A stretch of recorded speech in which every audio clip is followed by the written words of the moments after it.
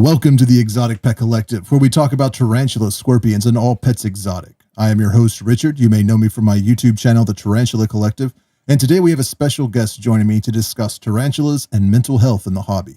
But first, this week's episode is brought to you by therapeutic.com. If you're looking for care sheets, a list of reputable tarantula and exotic pet dealers, exotic pet enclosures and supplies, discount codes, and tarantula and exotic pet collective merchandise, then be sure to check out therapeutic.com. Find all things tarantula and exotic pet related, and stay connected and up to date with everything happening in the collective by visiting the website. And if you want to look behind the scenes and updates on everything that's happening, make sure you sign up for the mailing list so you'll receive the collective newsletter.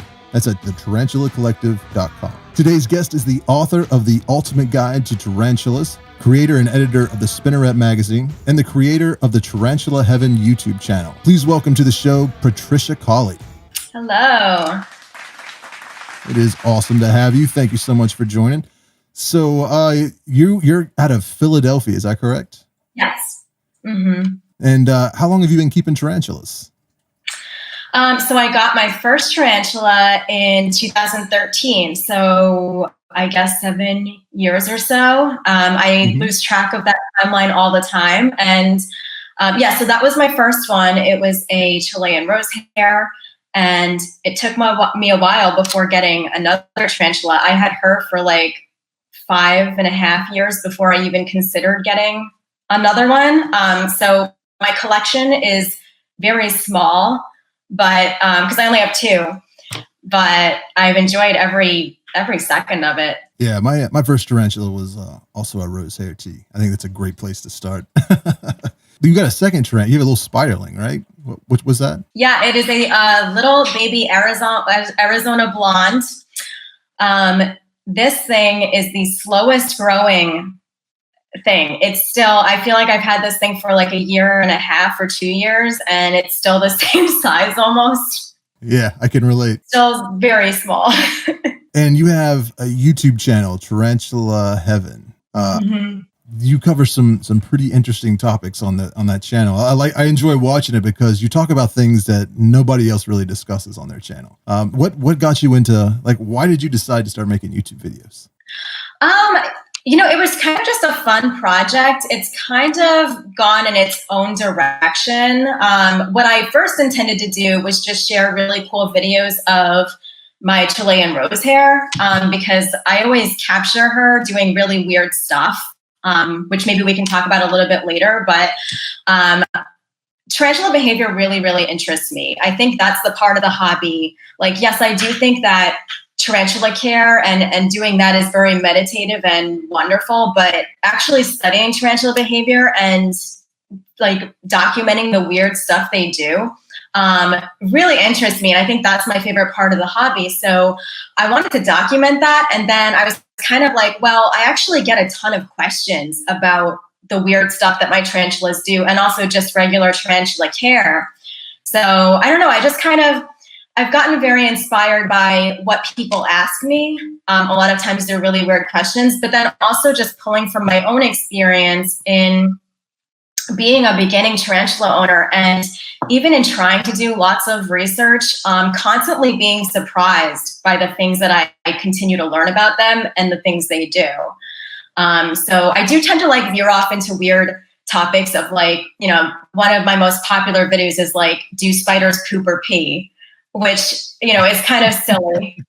But that's one of my most popular videos. And it's like, there are actually people on the internet who are very curious about this information.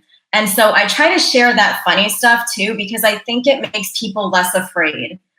And it helps them to kind of reorient themselves to these creatures, because I think a big part of my work is also trying to portray these creatures accurately, in that we're kind of like educating to reduce the fear around them.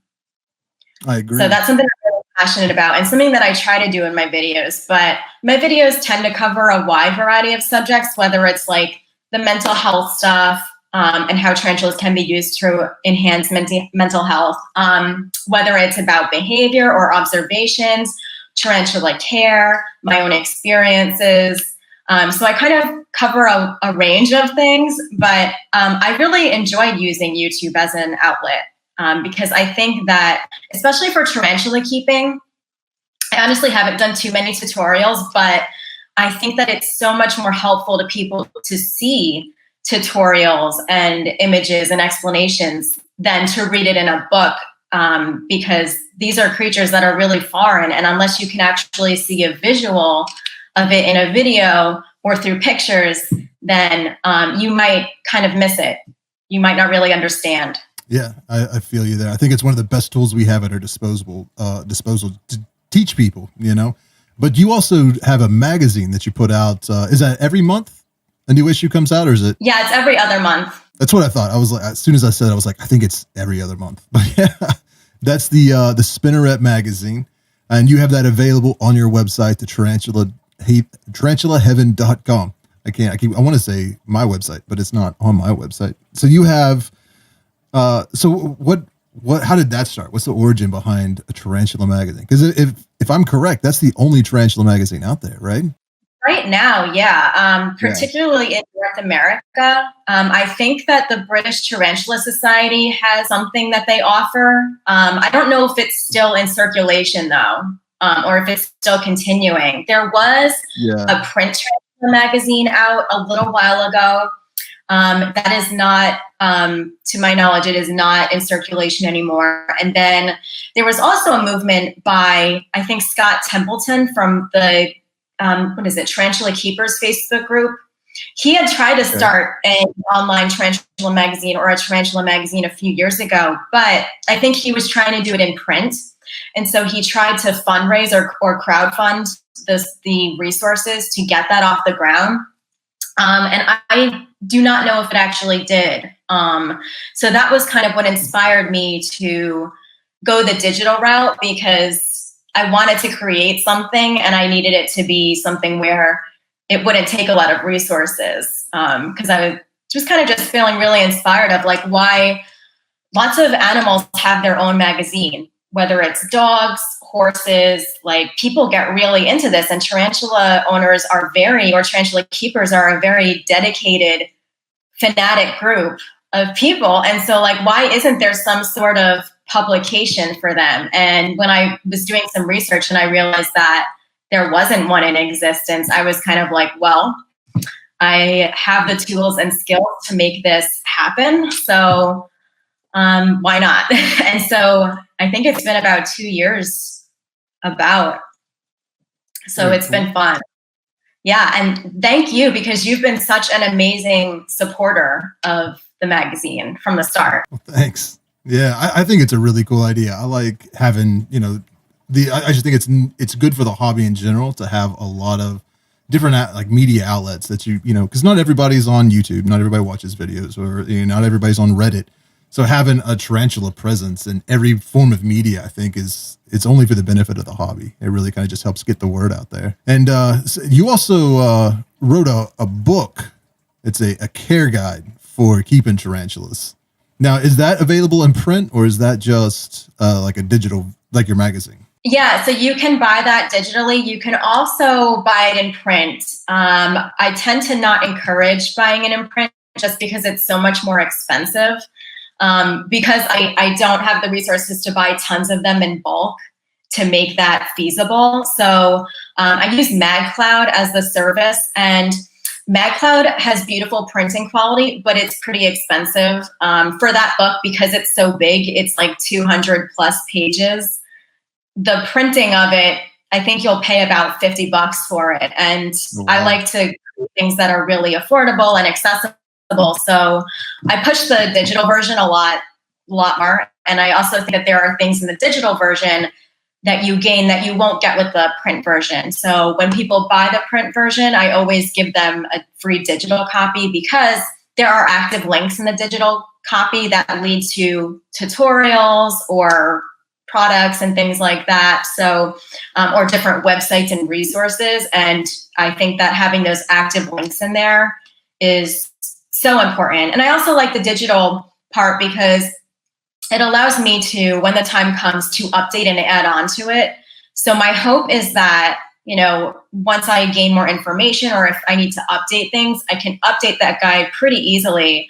And then my hope is that being able to send it to free to all the people who have already purchased a guide so that they can continue having the updated version. Because I think that's a barrier with books, is that if there's a new edition, then you have to like buy another one. What kind of stuff do you cover in your book? So I think I haven't done a lot of stuff on bioactive stuff, but there's a wide range of things, whether it's like tarantula anatomy, I think there's even a part about how to pack and ship tarantulas or how to pack them safely. The basic like molting, sexing, how to feed your tarantula, tarantula body language, which is very important, what you need for an enclosure. So I've tried to cover like all the basic stuff because I get so many questions about tarantulas. And also my biggest goal for that guide was to create a guide that was easy to follow, because there are a lot of really amazing guides. Like the Tarantula Keeper's Guide is like the big Bible in the hobby. And I think, so I've read a little bit of it, and it seems like some of the jargon is a little bit intimidating. And I think it's also, I think I heard they were making an updated version, but it's a little bit outdated now, at least the original version. So I wanted to make something that was easy for beginners to follow and also puts like a little bit of humor and my own fascination of tarantulas. So like we do talk about weird tarantula behavior and body language stuff that I've observed, because I think it's important for new tarantula owners or people who are thinking about getting into the tarantula hobby to be more curious than fearful. To talk about like things like temperament, mood swings your tarantulas might have, kind of giving them a bigger scope of what to expect, because it's not just the care. Like you have to know those things and it's important, but it's also about being able to enjoy these animals and like learning about them. That is like half the journey in being a tarantula keeper. So my hope is that I've really made it easy to follow. Especially with all the images and the links and stuff like that. But also more human, not really coming from a scientific standpoint, being able to provide like researched information that has citations and things like that, but also making it easy for like somebody who doesn't study tarantulas meticulously or familiar with all the complicated jargon, like being able to understand and learn and remember things too. Yeah. I can get behind that idea a lot. I think one of the most frustrating things for me in the hobby is there's a lot of knowledge out there. There's a lot of people out there that know a lot and are willing to share that information, but it's almost like there's a gatekeeping kind of aspect to it. It's like, I'll tell you what you need to know, but you have to know all the scientific names. I'm not going to use common names. I'm not going to explain what all these terms mean. And if you don't know what they are, I'm going to ridicule you. And I hate that kind of attitude in the hobby. I mean, in life in general, but especially in the hobby. And it for a long time, that's kind of just been the standard operating procedure. It's just how it was. If you're new, you're going to get ridiculed until you learn better. And I think it turns a lot of people off. It's not the best way to kind of teach. And I catch a lot of flack with my videos, especially on like arachnoboards and stuff like that. People are like, he makes videos for beginners. And I'm like, well, yeah, because those are the people that to me are the most important, getting people into the hobby. So I want to explain the difference between an old world and a new world and what urticating hairs are and stuff like that. And that's one thing I respect about your channel a lot, is that, you talk a lot about different topics like that as well. I mean, really kind of if I've been, somebody been keeping tarantulas for 40 years and was a scientist, I would find my content boring as well. Like I understand that, but that's not who I'm making videos for. So it doesn't, that kind of criticism doesn't really get to me that much. Like I understand it's not for everybody, but I think that having that ability to talk, kindly and inform people about exactly what it is people are talking about when they say, urticating hairs or setae, like just break down those definitions, because not everybody reads the Tarantula Keeper's Guide before they get their first tarantula. And a lot of that, and if they did, a lot of that information is no longer acceptable in the hobby. So, it's So you got to learn somewhere. So why not be the person that teaches? Yeah, we're still learning things in this hobby too. So being able to recognize that, like, I might make a video, or maybe I even have made videos that, like, now that might not be true anymore. We're still learning. There's still limited research on tarantulas, limited studies. So I think it's important to acknowledge that. And I realize that more experienced people will come to my channel and be like, that is such a stupid video. But I love, I'm very proud that my tarantula is comfortable. My tarantula channel is a comfortable place for beginners. It's a place where they can ask those questions that they might not feel comfortable with asking in a group. So, you know, they can ask me stupid questions. I love it. Like, you can ask me whatever, because I've been there. You know, like, I am that person asking on Google, how does a tarantula poop or pee? Like, you know, like, we've all been a version of that person. And, you know, like, the beginners, they are the future of the tarantula hobby. We are also the future of the tarantula hobby, in that our observations and our care and the things that we learn are going to contribute heavily to how the tarantula hobby continues and the information that people have. And that's one thing that I think you do so well, Richard, is that, like, you do provide this really compassionate way to discuss tarantulas, but you also make it really cool and human too. I love what you've done with your channel and with your work, like, even from your website and your merch and stuff like that, and your podcast. It's amazing to see tarantula keeping in a way that is really cool, fun, and also, like, aesthetically pleasing. Because I think, like, we have so many amazing, respectable channels, like Tom's Big Spiders, Tarantula Haven, like, all of those great ones.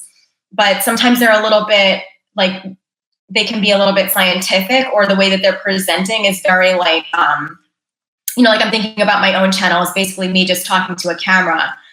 They're very much like that, and maybe a few shots of the tarantula. But your tarantula channel and your stuff is, like, so beautiful and visual and exciting compared to that. And so I really love that. Like, I was like, that's such a great addition to the hobby. And as far as getting more people involved and being able to see the beauty in these creatures and being able to enjoy them in all aspects. Like, I'm looking at your setup right now and I'm just like, oh my gosh, this setup is like a work of art, you know, like this that you have. And so, you know, I think that stuff's really important too. Being able to show what the hobby can be. You know, I agree. Encourage people to learn more. Yeah. I mean, I based my kind of cinematography, or how I wanted my channel to look, off of a lot of other videos I saw on YouTube about like cameras, for instance, or cell phones, or any kind of tech. So a lot of times I watch a video about I didn't even know I wanted it, and I started watching it, and just they make it look so beautiful. It's almost like a 10-minute commercial for this phone or this piece of technology. I'm like, that's beautiful. I want to add something like that to my collection. And I was like, why is nobody doing that for tarantulas? Like, why isn't there somebody that's doing slow motion footage of tarantulas that are well lit? And there was a lot of helpful information out there, and I agree. But I just want to do something a little bit different. So that was kind of, and I didn't know how to do it. So my first few videos are all, like, my first couple dozen videos are just me with a cell phone trying to do it, and failing miserably. But I learned from those videos. It's like each video was like, okay, that didn't work. I need to find some way to stabilize my camera better, or that needs more lighting, or now I need to work on my sound, so it's just like ever evolving kind of process. And it's embarrassing, like, how much time it takes to set that up and light. So I'm always like running behind with videos and stuff, just trying to get everything set up to look nice. But I think that it draws in, at least I've noticed from like my comments and stuff, people that never had an interest in keeping tarantulas, and just somehow YouTube suggested a video and it was appealing enough for them to not click away, after 5 seconds, and they watched a little bit of it and were like, usually I'm scared of tarantulas or spiders, but you really kind of made them look attractive, and now I'm kind of interested, and I'm watching more videos, and then before you know it, they're buying tarantulas and they're part of the hobby. So yeah. So that's my goal as far as the channel is concerned. So as long as that's still happening, I'm not going to worry too much about people that are giving me crap, because Like, man, this last video I put out has been so divisive. And it wasn't even a video that I thought would be controversial at all. It was like a video I recorded for like my Patreon supporters and YouTube channel members, where I was just, I got this like really long probe lens that has a light on the end of it, so you can like stick it down into burrows and stuff. And I was recording a feeding video with it, and just, you know, off the music subscription service I use for like copyrighted music, that was one of the songs I could use. And I was like, it's about the right length and kind of has the beat that I'm looking for, and threw it on the video and played it. And it is just like, people either love the music or they hate the music. And I mean, we're talking like dozens of comments of people like, the video's horrible because the music just ruins it. And I'm like, you realize you're complaining about the music on a tarantula video. Like, how ridiculous is that? You know, it kind of cracks me up. But it's like, you love it or hate it, you know. It's what am I trying to say? It's appealing to people that aren't in the hobby. You know, not every tarantula video needs heavy metal music in the background. So it's analytically proven, like through data, that type of music does a lot better than heavy metal music, or, you know, some like country music, you know, just as far as like getting people to you know, watch it, that especially people that don't, you know, normally watch tarantula videos. So it's like, I understand it's not metal or hard rock, and it's not your type of music, but I did make the video for you. I made the video for people that do enjoy that kind of music, that, you know, maybe aren't in the hobby. Because every channel has, well, not yours, but most channels have some kind of like heavy rock music. Yeah, you know what? I was just thinking that is very stereotypical of the tarantula hobby, is to have like heavy metal music in the background or something. And I really like that yours is different. And actually, I watched that video. I thought it was amazing. I'm surprised that you got a lot of negative feedback on it. You know, geared more towards the music, but I think the shots were just so beautiful. I hardly even noticed the music. And I thought, like, I was like, this is so cool, because especially for beginners, but even for people who are more experienced, like being able to see that footage up close and actually, like, it's one thing to intellectually know how a tarantula eats and how they attack. It is an entirely different thing to actually see it happen up close, like being able to get that footage and all the little intricate details of their movement and behavior. You know, one of your tarantulas made me laugh in that video, the one that you kind of dropped the thing and it kind of ran away from it at first. Yeah. It was such a precious moment to me. I was like, this is amazing. I love the investment that you've really made in making such beautiful, wonderful content. And like, I have a background in graphic design, so that was like my first degree, and I know how much work you put into all of that stuff. Like, as an artist, as somebody who is teaching themselves how to use the equipment, like little by little, like I just deeply respect all the time and effort and also financial investment that you've put into your work, because I know how much it takes to think about all of those things. And, you know, I'm sure even more than I realize, because I'm not somebody who's trained in film, but just the entire brand presence that you have and what you're trying to do with your work to like level it up is, I think people take that for granted. And I'm surprised that people do actually give you any sort of flack for it, because they have no idea how much planning and time and energy it takes to set up every shot and think about what footage is, and then edit all your videos. Like, I don't know if you edit them yourself or if you outsource them, but they're beautiful. Thank you. No, I haven't I haven't tried outsourcing it yet. I think I have too many control issues for that. Yeah, even more respect to edit even my simple videos where I'm not putting any beautiful footage in. I'm just taking my bad edits out. It takes forever, you know, like, and so your videos that are actually beautiful and you've got music and everything matches so well. It's remarkable. So I hope people can really think about that. It's not just that it's great content, but it's also beautiful and entertaining and artistic.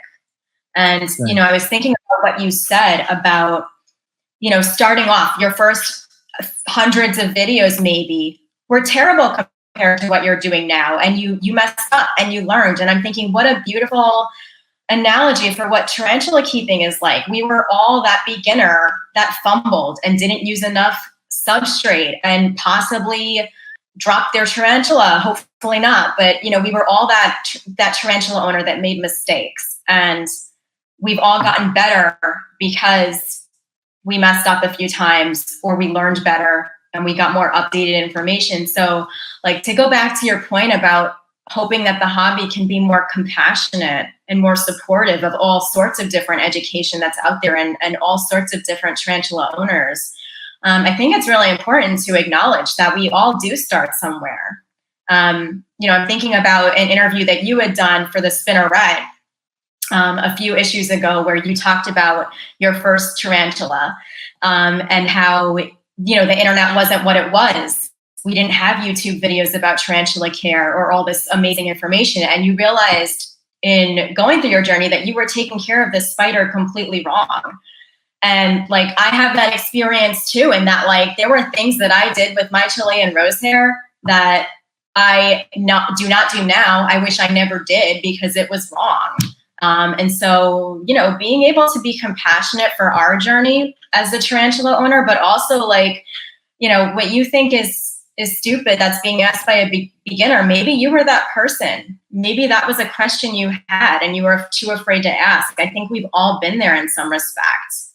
Yeah, there's no innate knowledge coming into the hobby. You don't, you don't automatically know anything. And I hate when people say, Google it, just Google it. It's like, that doesn't work anymore. Like, you Google it, there's 10, 15 different answers to that right on the first page. So they're asking you because they trust you and they want your experience, And that's one thing I try to tell people a lot in my videos, or even in person. Like, I'm just telling you my experience. I'm sharing the mistakes that I've made, the things that I've learned. I am in no way saying this is the only way to do it, or this is how you should do it, because I don't know your circumstances. I don't know the temperament of your tarantula, where you live in the world. Like, this is what I do, and just take that and apply it to your situation. But, get from multiple sources as well, and try to create your best husbandry for your species. And it bothers me sometimes when people have that attitude that it's my way or the highway. Like, this is the right way to do it. Any other way is wrong. It's like, no, that's not true in pretty much any other aspect of life. Like, that we don't learn and grow and develop and become better at stuff unless we try different things. So maybe we need to be a little more open-minded with some of the, like, if there's something that's been proven not to work, okay, we won't do that. We'll move forward. But there's still a lot to learn when it comes to keeping tarantulas in captivity. And I think we need to be a little more open-minded and not so quick to shut people down and judge. And I couldn't agree more. I have made so many mistakes. Like, even now, it's I still make mistakes, and sometimes it's out of just because I don't know, or sometimes it's laziness. Like, I know that I probably shouldn't keep that in that type of enclosure, but I really don't want to rehouse it right now. I'll do that next week or something like that, But I learn from those mistakes. If I don't address it when it needs addressed, I'm gonna have problems. And there was I got some. I feel like I'm just complaining a lot today on the podcast, but I was, I remember when I first started, making videos, like the first video I ever made, I was super proud of it. I was like, this is amazing. I did a really good job, and then like 2 months later, I watched that video and I'm like, that was horrible. Like, I spent like 4 minutes in footage just showing myself driving to FedEx and back. Like, that's really boring to watch. Why didn't I do that? Like, that's ridiculous. But even at 6 months, every video I put out, I'm like, this is my best video ever. I'm really proud of this video. And then 6 months later, I look back at it. I'm like, that video is crap too. Like, so it's kind of cool, like, being really excited in the moment, and like you were kind of tying that to tarantula keeping. I would get really excited about a species that I got in the mail and I'm setting up. I'm like, oh, I got a perfect enclosure for it. Everything is great. I'm keeping it really well. And then 6 months later, I kind of look back and I'm like, yeah, that wasn't the best enclosure for it, or that isn't the coolest species I could have gotten. It's what I think is really good in the moment.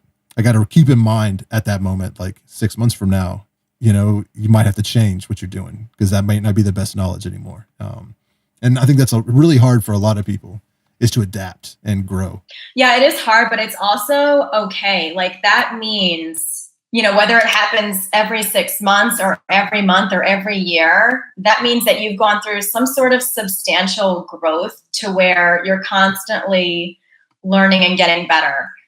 So that's great. And yeah, it is very frustrating, but if you haven't started somewhere, you have nowhere to go up. So like you have to respect that you weren't as good as you wanted to be or where you needed to be at a certain time. And you kept putting in that work. I do think it's the same thing with like videos, tarantula keeping, any type of thing that you're really invested in and you continually put in time and effort and energy to learn. Like we should be dissatisfied with the enclosures or the setups that we did in the first part of our journey. And we should also be able to accept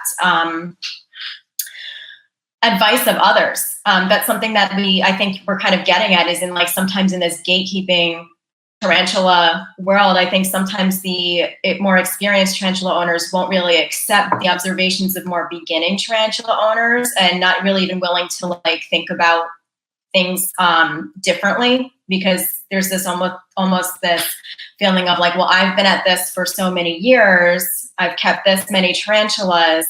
What could you possibly tell me that I don't already know? And sometimes that's true, but like we're all still learning, and maybe this tarantula owner had a very uncommon thing happen to them.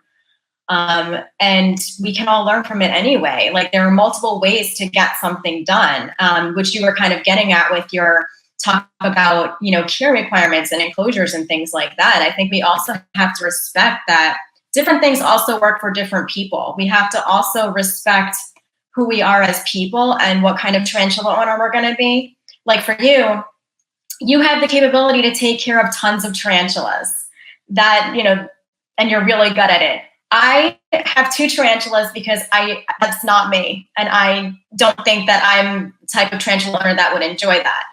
So we have to respect, and I think sometimes there's a lot of pressure to, especially for new ones, to constantly have a huge collection of tarantulas because that's just what we do. And it's okay. Like you've got to find a schedule or a setup that works for you and your personality and your life situation and where you live in the world. You've got to find what works for you. And so I wish that there was a lot of just less judgment in this hobby for people who are just trying to figure it out.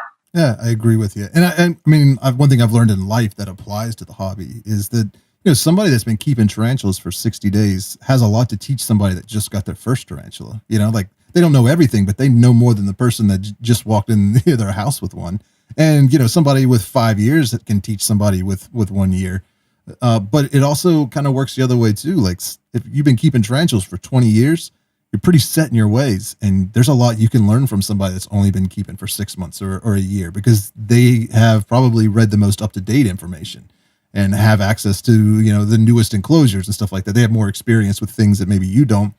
But I don't think like timekeeping makes you, it of course, more than other people because you have more experience, but it doesn't mean you can't learn from those people. All it really does is mean you have the ability to discern good advice and bad advice a lot better than somebody that has been keeping less than you. And I think it's something that I myself forget sometimes, and I have to remind myself, but I think it's this true with a lot of people. You get up there like, I've been keeping so long, there's nothing you can tell me. Like I'm right, you're wrong. Just, it's like, that's not always the case. Sometimes my 11-year-old son teaches me things that so that's just life. I agree with you as well as about the keeping, because I think something I see a lot is like, I have a lot of tarantulas, but I didn't get 150 tarantulas overnight. It wasn't something that took place. It accumulated over time. And I think that there's a lot of people out there, especially publicly, like public facing people that have a lot of tarantulas. And so you get into the hobby and you kind of think that's how it's supposed to be. Like, if I'm going to be a real tarantula keeper, I need 50 tarantulas on my shelf. So it's something I worry about a lot, is that I give people the impression that, you're not going to be respected unless you have a whole lot of tarantulas like me. And that's not the case at all.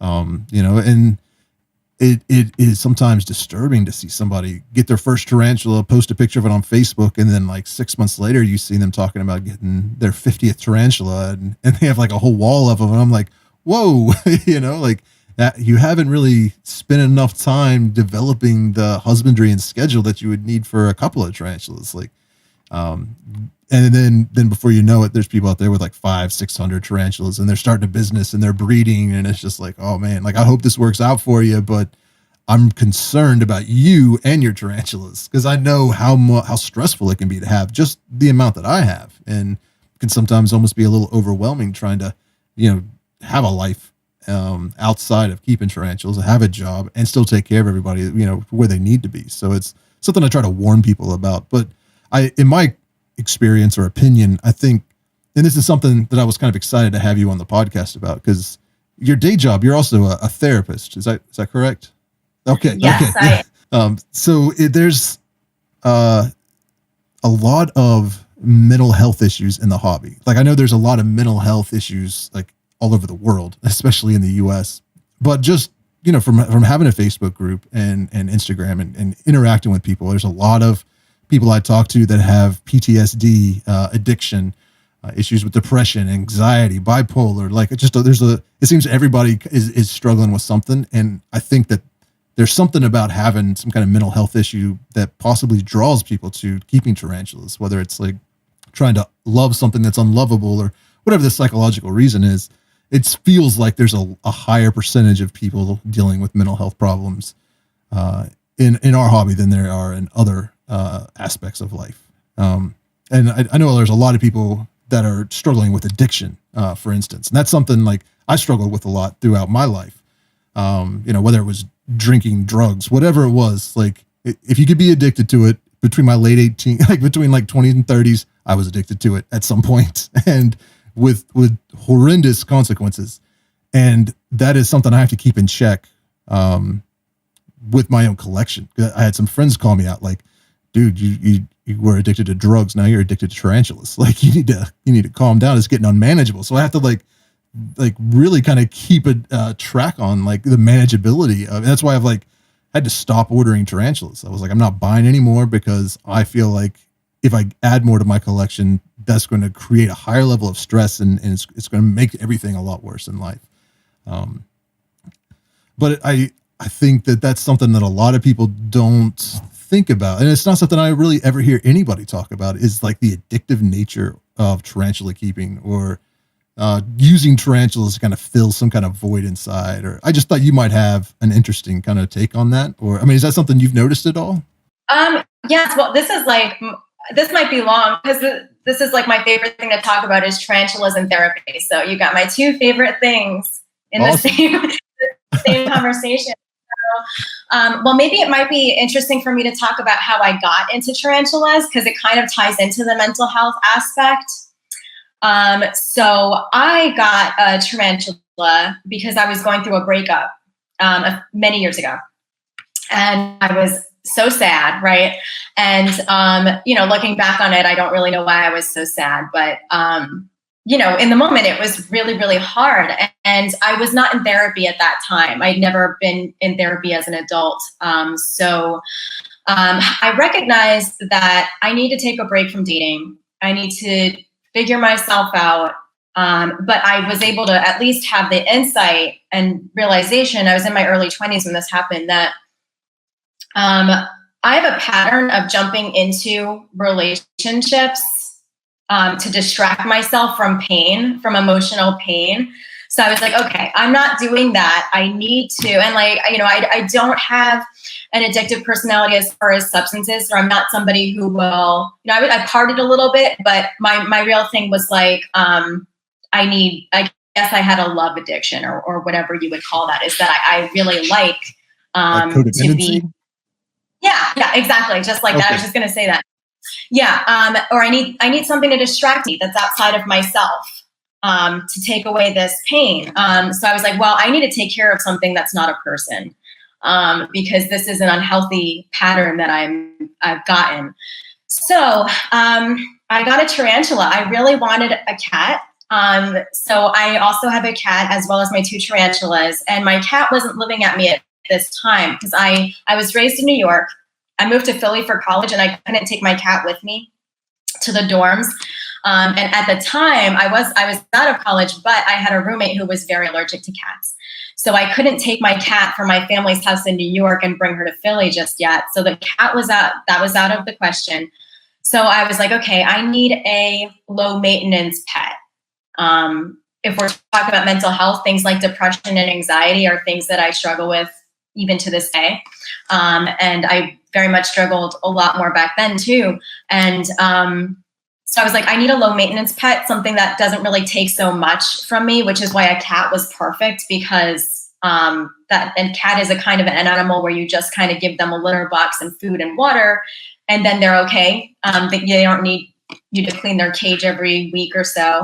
So I was like, well, I've always kind of been interested in spiders. And so I started to do some research on tarantulas, and I decided that would be the perfect pet.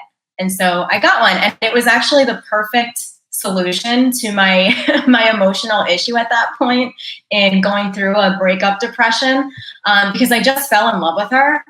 And she allowed me to take care of something and learn about something in a way that was it was a much more healthy solution than me, looking for my next boyfriend or whatever it was, so it was something that was really good. And I've noticed that with a lot of people in looking at tarantula groups and things like that, is that a lot of people will talk about how tarantulas have gotten them out of a deep depression, or helped them with anxiety, or have helped them handle an addiction. Whether they have, this issue with tarantulas, in that the addiction just becomes healthier because they're not using substances, they're taking care of tarantulas. Or if it's just that they really found something that they love and they love learning about it. And many people find tarantulas soothing. I know that people who are scared of spiders would not think that, but for some people, watching tarantulas move is very trance-like. It kind of gives you like this, it's like, I don't know, I feel like it's a little bit meditative. And I've also experienced quite a bit of mental ease so I used to hold my Chilean rose hair a lot in my beginning tarantula journey. I don't do it anymore because that's just not my belief as a tarantula owner, that these things should be held. But I used to do that a lot. And during my first year with her, that was the first time I received mental calm and clarity, was when I was holding her, because it's an activity that takes so much mental focus if you're doing it well and safely, is that literally nothing else can be in your mind besides the tarantula and focusing on every move it makes. Because if you're not focused, you're going to make a terrible mistake, or you're going to get bitten, or your spider's going to fall. So that was like, I've never really reached that amount of mental silence and escape from my anxiety than when I was holding her, because I had to be that heavily focused. So I would say my tarantulas have definitely helped me with anxiety, as well as depression, and giving me a lot of really great insight into myself. I've also really thought about it as far as, so in therapy, we talk about love languages. It's also helped me also in my personal relationships, because you have to respect the creature, just like you have to respect people. So there's a few different love languages. One's physical touch, gift giving, acts of service, words of affirmation, and physical, I think I already said that, but there's a few different ones. And tarantulas don't have the love language of physical touch. Physical touch is one of my love languages. So I might want to hold my spider, but I need to respect her. She doesn't want to be held. She'll be really stressed out if I hold her. So I need to respect her the same way we need to respect people in our lives. Like, not everybody enjoys tons of physical touch, and not everybody enjoys talking all the time, or, we just always have to respect the animal and the people in our lives. So it's helped me kind of gain insight into my relationships, and thinking about how I express love and how I communicate. It's also given me the experience of being able to take care of something and not expect something in return. And I think that's a really important point in tarantula keeping, is that we do it because we really care about these animals and we really love them. And even though we gain enjoyment from watching them and seeing them on display and stuff. This is not a creature that can love you back, as far as we know. And so being able to learn how to take care of something just because you really enjoy it, not because it's going to say thank you or, love you back. I think that's a good lesson, a good life lesson. Yeah. And it's not so much that it's like a selfless act, because I do get some enjoyment out of keeping them. So I can't say it's selfless, but there definitely isn't reciprocation. That is for sure. At least not. And I talked about this actually in one of my last podcasts, the Zen of tarantula keeping, just how that's one of the lessons. And I even I got that idea from watching your video on the love languages of tarantulas. I was like, she's very right. Because there is no way for me to how I want to show love to my tarantula is definitely not how it wants to receive it, and that's very applicable in a lot of ways in life, I think that's serious issues in relationships come from that. I expect, I show my wife how I love her by the way I want her to show me that she loves me, and vice versa. And if you're not on the same page and you don't have good communication to kind of, rectify that situation and explain how it is you want to receive love, and I can explain how I want to receive love, then that causes some issues moving forward. So it's one of those things that you kind of learn life lessons from keeping tarantulas, I guess. So many. There was somebody I was talking to, I'm not going to put their name. There's a few different people. Actually, I've had this conversation multiple times with people that, they were addicted to drugs for many years and they got clean. And for whatever reason, they were drawn to keeping a tarantula, and they kind of saw that addictive, obsessive, compulsive type of personality take over in this area, because there is that shopping for a tarantula online, there's plenty of scientific studies showing online shopping has endorphin releases in the brain. So it feels good, just looking at species and put them in your cart, click and buy. And then there's also another endorphin rush when you're actually getting them in the mail and you're unboxing them and checking them out and building their enclosures and putting them up. And then now you've got them in their enclosure, everything's done. That endorphin rush kind of fades away. And now you're stuck with not so much guilt, but the realization that I just spent the money I should have spent on the electric bill on tarantulas.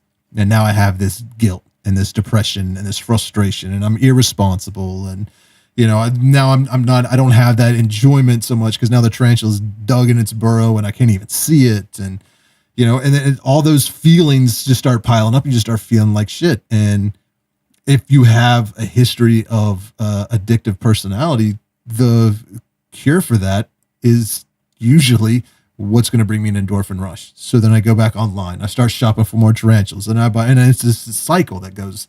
And before you know it, you've got 100 tarantulas, and you're behind on your bills, and you can't take care of them as well as you should be able to. And it's not something you can really call somebody out on. I can't be like, hey man, I think you're getting out of hand here, because how can you, what I mean? Somebody can't realize they're an addict unless they acknowledge it, so, and I don't know their situation, but I think it's something that really should at least be discussed sometimes and talked about, that, the keeping tarantulas is cool, and having a lot of tarantulas can be very rewarding. And I completely understand that, but there's also a downside to it that, whether you're trying to replace somebody that passed away, or, you're just kind of filling that void, that maybe left from a drug addiction or whatever it is, you got to be responsible, and there needs to be some kind of accountability or some way for people to, acknowledge or kind of call out behavior that could be self-destructive. Absolutely. I think the self-destructive part of what you're saying is really what we need to look at. And first of all, being able to acknowledge, you have great friends who will actually check you, right? Being able to have people in our lives that check us.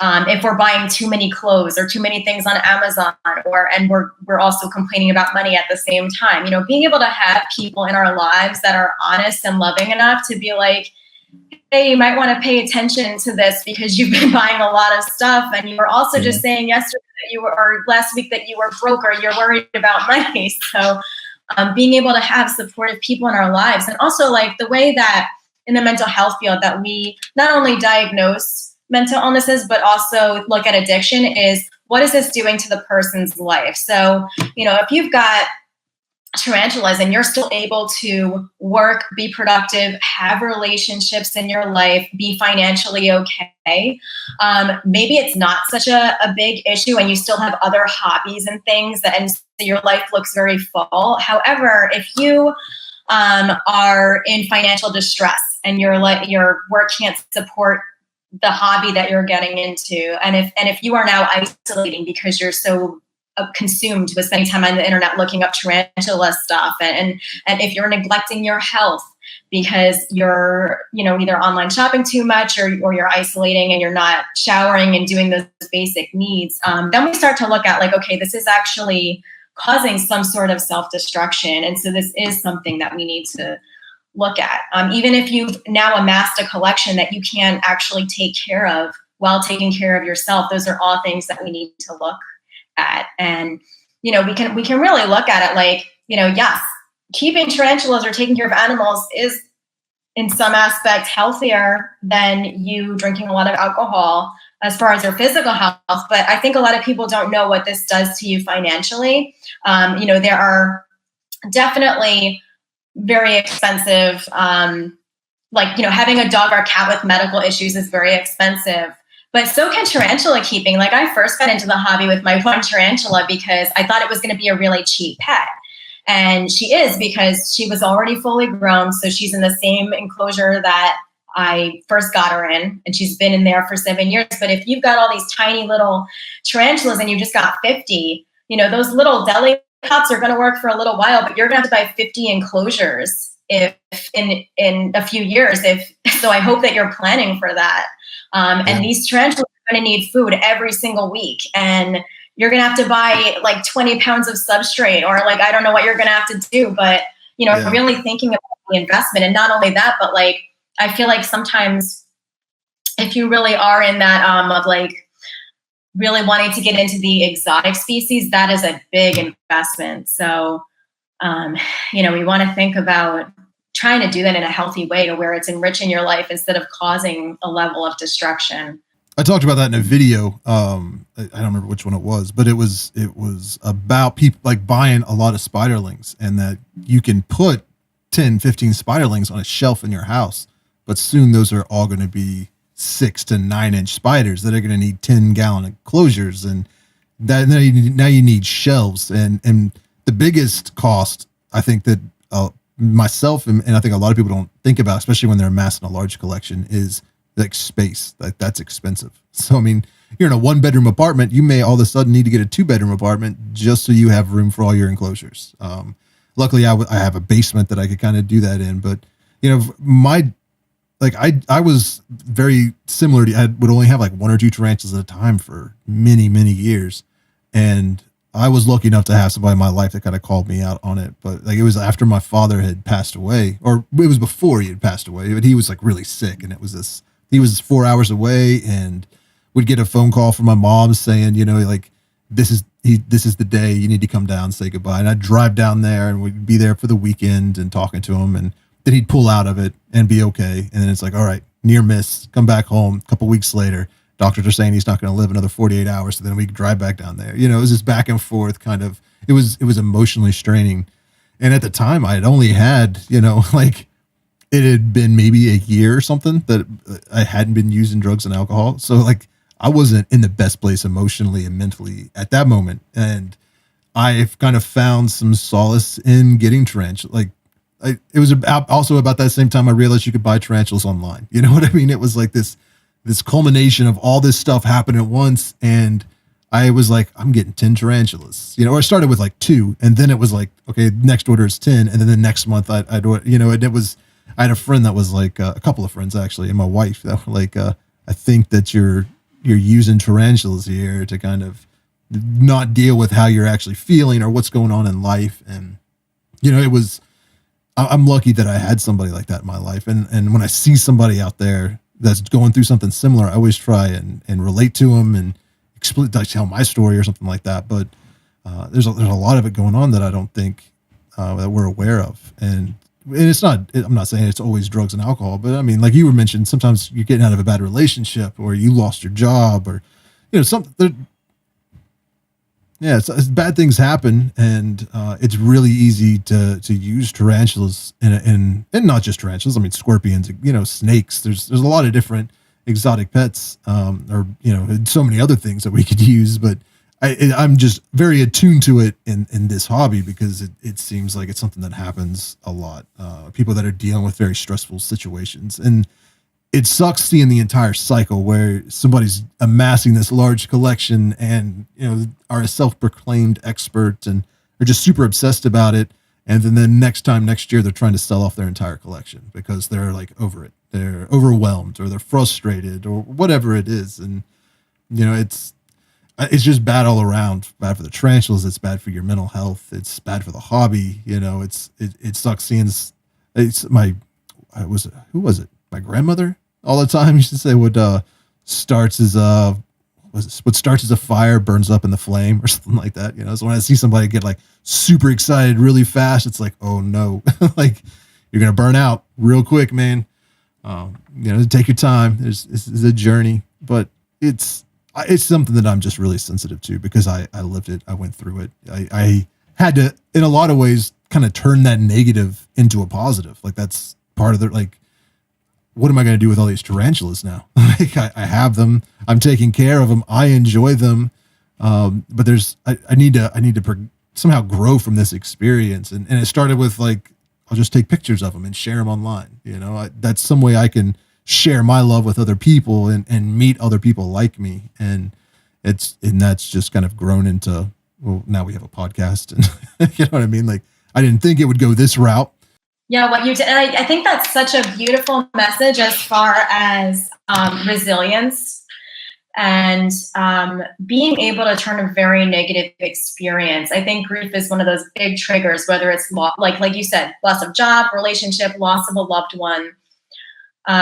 Being able to turn that into something, and even if we've gone a little bit overboard in one direction of our lives, being able to be like, okay, how can I actually make this really positive? And I think that I want to return back to mental health a little bit in a second, but what I have seen a lot, and this also does go along with mental health, is that the tarantula hobby and community can also be a beautiful, amazing place to find connection. I've met so many amazing people like yourself, so many, whether it's through Facebook groups, YouTube, people that are like subscribers to my newsletter. There's so many wonderful people. And for a lot of people, if we're talking about mental health, I think something that goes along with the tarantula hobby is neuroticism. So if we're talking about that is usually a factor in anxiety and depression, which a lot of tarantula owners say that tarantulas help them with. I think you've got to be, to some degree, a little bit neurotic in your personality if you are somebody who can take care of a lot of tarantulas, or even just one, like making sure that their tank is meticulous and they're healthy, not stressed out, all of that stuff. I think that tarantula owners, many of them do have that part of their personality. And when we're a little bit neurotic, we might also be a little bit isolated or feel alone. Perhaps you're struggling with depression. And so maybe the tarantula hobby and community as a whole provides a space for us that the rest of the world doesn't really make room for. I honestly love talking to like people who are not tarantula owners about tarantulas, because I always find that people get super fascinated and they're super curious. But I think that's because there's not really a lot of space for us to talk about our hobby besides in tarantula groups. This is not a pet that people really love or are going to ask readily about and have a positive reaction to it.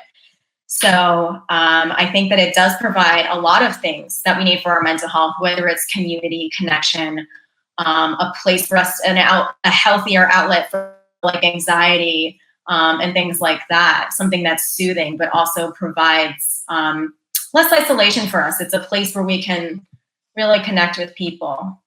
Yeah, I think the community in the tarantula hobby is really good. There's trolls and stuff like that, but just starting a Facebook group, I was able to meet a lot of really cool people. And it's dealers, breeders, other hobbyists. Like there's a it's like a whole community that I didn't even know existed. And years, decades of having a tarantula, I didn't realize there was, something out there that was, such a strong community. And it's exciting to watch it grow so much, especially the past few years. It really seems like it's been expanding. There's so many new Facebook groups, like so many, I can't even keep up with them. It's like, it's like every week I'm getting invited to another tarantula or scorpion Facebook group. And, I wish I could be active in all of them, but that's, who's got that kind of time. But it's nice seeing there's so many small little cliques, not the right word, but like small little communities within the community that are forming, that are people that just care, want to discuss one particular species or, one aspect of the hobby, like whether it's just building enclosures or just bioactives or just Balfouri tarantulas or just communal species. You can find whatever it is you're looking for, it seems, which I don't think was something that was available 10 years ago, but for sure. But so what would you, okay, I have really bad health insurance, so I'm just using you as my therapy session this week. Well, definitely, I'm gonna have to bring you back on the podcast regularly, just so I get some free therapy. But what would be a good suggestion for someone that finds themselves overwhelmed by the amount of tarantulas that they are keeping? Like they went too hard, too fast, or what's the best way to move forward in that situation? I feel like I can't really speak from experience because I have 2 tarantulas. And so I have no idea how overwhelming, I think that, if we're thinking of just on an organizational system level, trying to find, like, group your tarantulas as far as like similar needs. I'm thinking about like, if someone has a setup like yours, I'm sure that you have certain, tarantulas that have certain lighting requirements or whatever, or certain types of enclosures, you organize them that way. Maybe even thinking about tarantulas, clustering them as far as age. So they might have similar feeding schedules, like trying to look at your collection as a system. Definitely something that I do in therapy all the time that I think is so useful, even in my personal life, is like writing things down and actually having a schedule. I think that's the easiest thing to do. And then like, if we're thinking about like the 80-20 rule, like where 20% of your collection might be causing you 80% of your stress. So maybe if you can't take care of all of them, maybe that tarantula that has all that is taking all of that care stuff, maybe that's the one to either give to a friend or try to find a good home for, or find a better way around that. Like kind of thinking about what is the most stressful part of this experience, and thinking about how could you plan a little bit better? How could you make it work with your life a little bit better? And also like talking to people like yourself who have huge collections, like how do you sustain this? How do you sustain it financially? Do you buy in bulk? How do you repurpose things around your house to be enclosures? Like trying to find ways to make that work financially and also time-wise, effort-wise, really taking a look at your energy needs. I know that I am somebody who does not have the energy for tons of tarantulas. So I don't do it. So thinking about who you are as a person, whether you're somebody who would be okay with a small collection, like you don't have to have a huge collection if you don't want to. If you want to, that's wonderful too, but you've got to be able to take care of all of them, because then it's not life-giving, it's taking away from you. It's making it really hard for you to live your life if we can't find a way to sustain this over time. Because you're not just taking the care of them for 1 week. Like this is something you will have to do for years. And people like yourself are really good at it, but I know that I might not be. So I just try to respect my own ability to put energy into only my tarantulas, as well as what the rest of my life looks like. Knowing that I work in mental health. Sometimes I don't have tons of other energy for other things, because I have to take care of myself too. So I have to do things like yoga. I have to have other hobbies that also sustain me and reduce stress. So thinking about like, what are some other things in people's lives that they can do to reduce anxiety too and be more balanced? Sometimes if we're focusing too hard on one aspect, it can be kind of hard. I hope that makes sense. It does. Yeah. I think it's something important that you touched on, was just kind of identifying your own limitations. I think it's something that maybe a lot of us don't like to look at, I guess. Just kind of determine your strengths and weaknesses and knowing what's too much. And sometimes it's hard when you're keeping tarantulas because it's not too much at first. I got little spiderlings. It's not that big of a deal. I forget, or I don't know. You don't think about the future. Like, well, what is this going to look like in 10 years or in 20 years? I think it amazes some people. They hear that a tarantula lives 20 or 30 years. Like, that's a long time, but it's also just a number that you hear or you read on a sheet of paper, and you don't actually do the math. And like, well, I'm 30 now, so I'll be 60 if this is a mature, like when this is a female that may die. Like, am I really ready to bring on keep a pet for the next 30 years of my life potentially, let alone 100? And it's one of the things I like about tarantulas is that you don't have to get one that lives 30 years. You can get one that lives 10 years or 8 years. You get an adult that's already halfway through its life cycle. There's a lot of different options out there available to you. But there's also this kind of desire to get it as cheap and as fast as possible. And a lot of times that means you're getting a spiderling. You might have to wait a few years to find somebody that puts a adult female up for sale, the species you want, and it's probably going to be very expensive. So there's that kind of like instant gratification. I want it, and I want it now, and I'm not going to think about the consequences or the future, what it's all going to entail, because I want to feel good right now. And it's I don't know. I think it's one of those things that needs to be taken into consideration before getting tarantulas. It's not just how am I going to take care of it, but what am I going to be doing in 10 years? Will I still be able to have a huge tarantula collection? Like 10 years ago, there's no way I could have the collection I have right now. I was transient, moving around every year, like going all over the country. Like, it would be impossible to do that.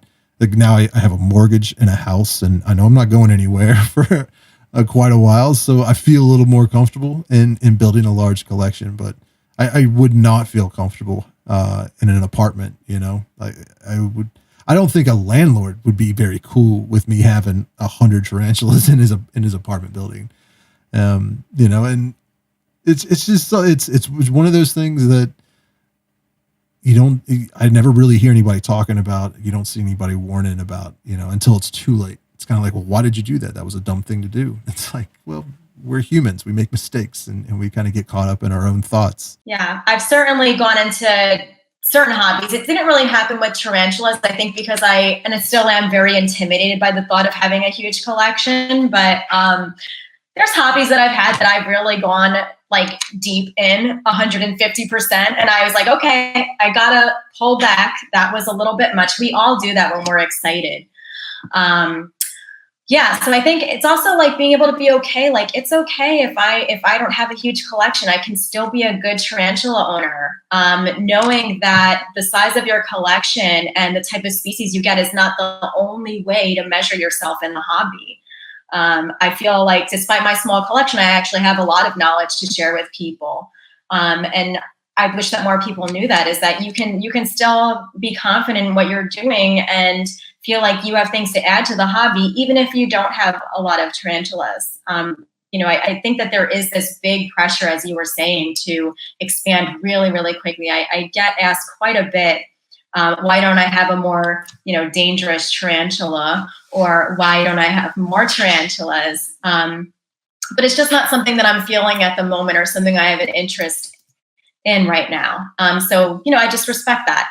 And I think that we all need to respect what we can do, and not feel pressure. Do it because we want to, and not because we feel the pressure that we're not good enough, or something like that. But I'd love to ask you, because I'm always so curious about how people who have huge collections take care of them. So do you have like a specific day that you dedicate to your tarantulas, or like maybe the viewers would be really interested in learning about like how does that actually work? Because your setup's so amazing. Yeah, I do have a schedule.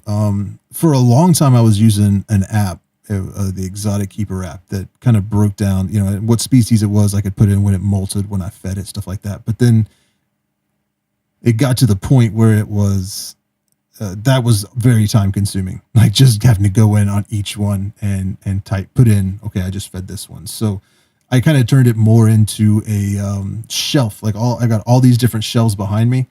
I look at like, okay, I'm going to feed this wall on Tuesdays, and I'm going to feed this wall on Thursdays, and I kind of break it up like that.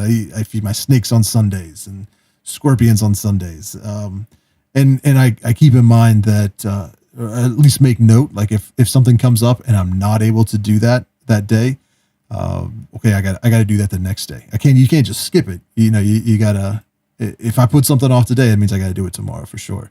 And I have to like keep that in mind. Like I don't want to do that because stuff starts piling up really quickly, especially when I also got to shoot videos and edit videos and keep updated with the website and all that other stuff. It's like, I have to break it all up on a schedule. And one of the nice things is recently I was able to cut back at work from working, 5 9-hour days down to like 3 9-hour days. So it gives me 2 days to kind of focus on, taking care of what I need to take care of here.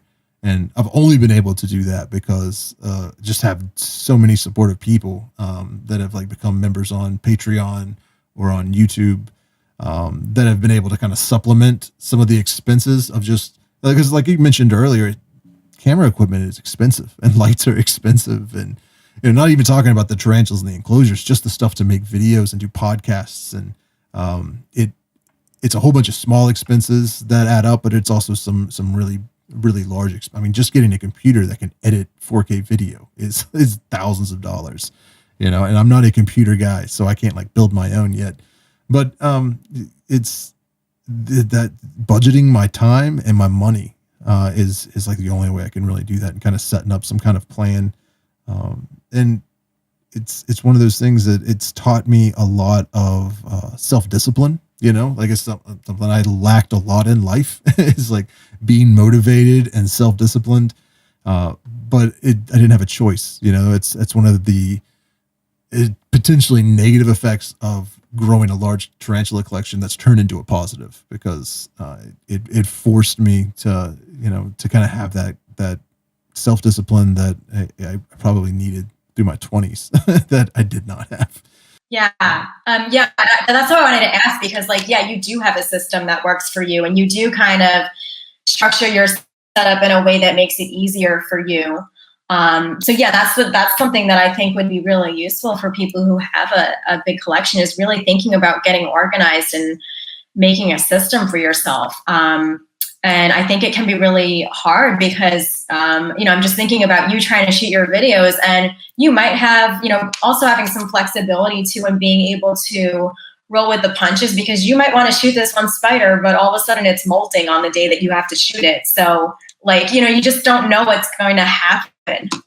So yeah, there is a certain level of unpredictability. Like we try to plan as well as we can, but we still have to, this is a live animal and it has its own ideas. And so, yeah, we've got to also be a little bit flexible. But, I think if we're talking about collection size and mental health, one of the things that people have said tarantulas are really wonderful for is that, particularly if you have a small collection, if you are struggling with depression, you may not have energy to make yourself food. Like I'm talking about like severe clinical depression. You might not be able to shower. You might not be able to do a lot of things. So being able to have a pet that is that low maintenance, in that maybe you only have to feed it twice a week. Maybe you only have to clean its cage every few months, besides some like spot cleaning. I think that's what makes tarantulas really attractive. So I think if we're thinking about our own energetic and mental health needs, being able to find a way to work with our mental health. So if you are struggling with something like bipolar disorder, and you know that sometimes you have a lot of energy and can be very productive, but then also there might be a week or two where you're just in bed and you can't do anything else. So being able to take advantage of those times to be like, okay, I've got a large collection.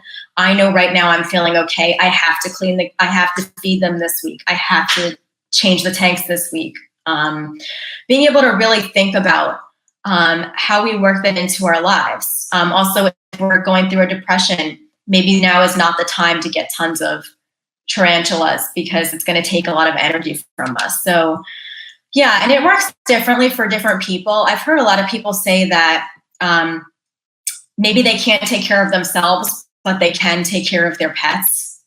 For many of them, that's the kind of thing that relieves them. So really, I mean, mental health affects all of us differently, and different things work for different people. So it's really like, really reflecting on what works for me and respecting that, and not trying to, live up to what other people are doing, because they might have totally different, personalities, lifestyles, things that make things easier for them. So just got to be sensitive to what works for us.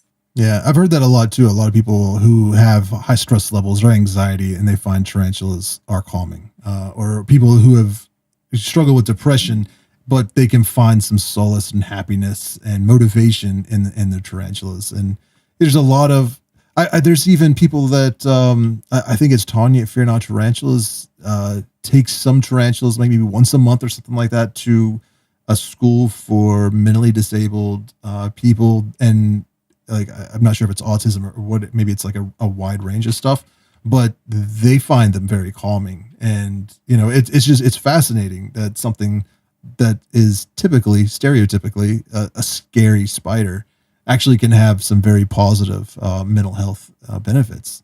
I mean, I know I've discussed it on the podcast and in videos a lot, that it's like taking care of my tarantulas is like one of my favorite forms of meditation, like where I can just be with myself and my thoughts and present in the moment. And it's so many, there's also some kind of, I don't even know how to describe it. It's just like this positive feeling from taking care of something that a lot of people are scared of, or hate, because they don't know any better.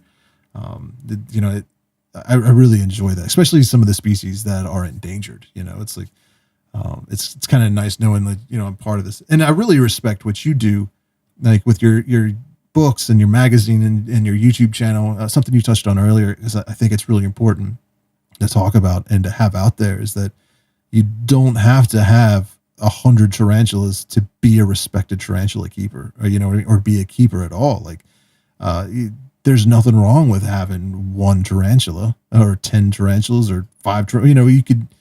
It's whatever you're comfortable with. And I think that it's so easy for people to look at like the dark den and be like, I have to have a collection like that to be a real tarantula keeper or a real exotic pet keeper. And it's like, no, you don't.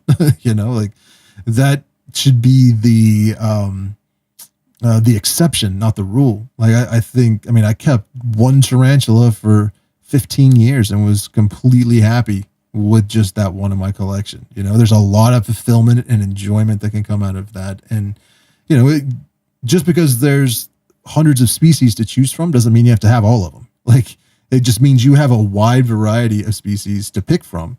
And I also think that it's important for there to be some public figures that don't have old world tarantulas in their enclosure, so people don't feel like that is some kind of badge of honor or something. It's like, I didn't keep an old world tarantula until very recently. It was kind of like, it slowly crept in on me. I got one as a freebie and was like, oh man, like I did not want an old world. And then I had such a good experience with it, I started relaxing that rule and trying more. But they're not for everybody. Not everybody wants a venomous fast tarantula, and I don't think that makes you less of a keeper. In fact, I think it makes you a better keeper, because you know your own limitations. You know what you're comfortable with, and you're standing by that, not kind of falling into the pressure of other people in the community saying you have to have one. Or and I get like, man, that's like the most common requests I get for videos is like, cover the HMAC. And it's like, I really don't want to do that, because in my collection, at least, that's like the flightiest tarantula I have. It's, it's just very defensive and very fast. And it's a lot of like, to get good footage of it, I have to take it out of its enclosure, which means I'm exposing, and I have to get close to it with a camera, and I'm cool doing it with new worlds, and some of the old worlds I'm comfortable with. That one I'm not comfortable with. And maybe at some point in the future I will be, and I can do a video. Or what I'm doing right now is just very slowly over time, when the opportunity presents itself to get some footage, I'll take some footage, but I may only get like 60 seconds or 20 seconds worth of footage. But over a year, if I keep doing that, eventually I'll have enough footage to put a video out on it. And that's kind of how I approach those. And it's something that I don't think a lot of people take into consideration when they're like, hey, make the video on this species. It's like to do one species specific video, I film like 4 or 5 hours of the tarantula that I have to cut down, because they don't take commands at all. Like I've yet been able to train my tarantula. So a lot of it, like I have hundreds, if not thousands of hours of footage of tarantulas standing still. Like, just like, I'm not going to move, like last night, my G pulchripes was molt, like it flipped over on its back and was about to molt. And I'm like, awesome. So I set up 2 cameras, 2 beautiful angles, lit it really well, put it on time lapse infinite. So I was like, this is going to record until the memory card is full. And I was like, it's not going to do it till I leave the room, because that's just kind of how my tarantulas are. I can watch them molt for hours and then they won't do anything until I walk out of the room, and then they'll pull out of it real quick. So I go upstairs, I end up watching TV with my wife, and we go to bed. I wake up in the morning, I run down here, I grab the footage, I put the card in my computer, and I'm like scrubbing through it.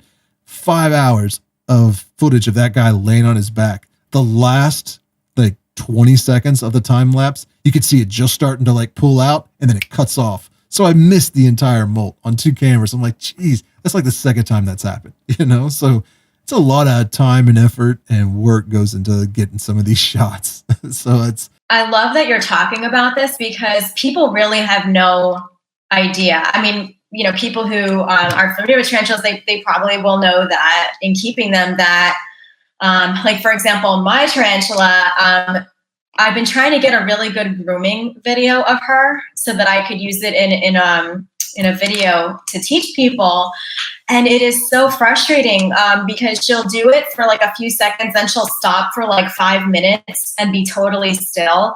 And like, that's just so common. So I'm like, I would really have to sit here for an hour just to get like 2 minutes of her in action. And it's really hard. And, I do think that you're right in that people don't think about the amount of investment that you have taken in putting up all those cameras, but also having faith that the tarantula is going to do hopefully something interesting during that span of time. And like that, there's also a lot of risk that you take for yourself in that, like when you're talking about, you're trying to film your more flighty tarantulas and the ones that actually might move during this. It takes a lot for you to really think about, is my camera going to be intrusive? Is it going to be threatening to the tarantula? I'm thinking about safety requirements too. I'm sure that when you set up your cameras, you're making sure that the camera is not going to fall into the tank or do anything like that, or that you're nearby. And it's a lot. It's a lot. Yeah. It's one of those things I have to find a balance as well too. Cause it's like, there's only so much you can do, to encourage a tarantula to do something. You know what I mean? Like I've learned over time that if I like try to push it a little bit with a brush or something like that, there's a point where it's just going to become annoyed and it's going to give me a threat pose. And it's like, once there's a threat pose, filming is over, because it's stressed out. One, I don't want to stress it out, but 2, like it's not going to do anything now. It's just going to stand there in a threat pose. It may calm down and walk a little bit, but first little breeze, it's going to go right back in that defensive posture. And it's not good. It's not good for the tarantula, and it's not safe for me because so usually once it gets to that point, it's like, all right, we'll put you up. We'll try again next week. I'll give you a few days to calm down. And, it's a long process, and sometimes it's not hard at all. Like the one I was the most worried about was the cobalt blue tarantula. And it just happened that it was like, came out of its burrow and was just kind of hanging out on top for the day. So I like moved it over to the table and put a cup on it and walked right in the cup. And, I was very lucky. It was just kind of in a chill mood. So I was able to like just film it for 3 or 4 hours and get some footage.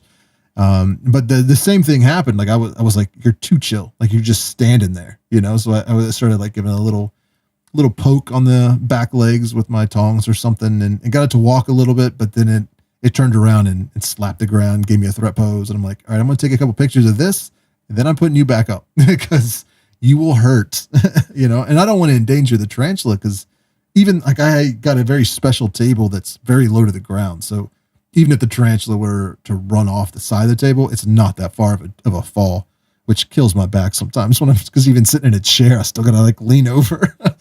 But you know, and it's nice because it also has cloth on the sides of it. So it's like if it does start to go down the side, it's really easy for it to kind of grab onto. So it's not just like a slot, it's like just slick surface that'll fall straight off. So I mean, I put a lot of time and effort and consideration into figuring out the best or safest possible way to film them. But if I want to get good, clear footage of them, I got to take them out of their enclosure, and that's a risky time.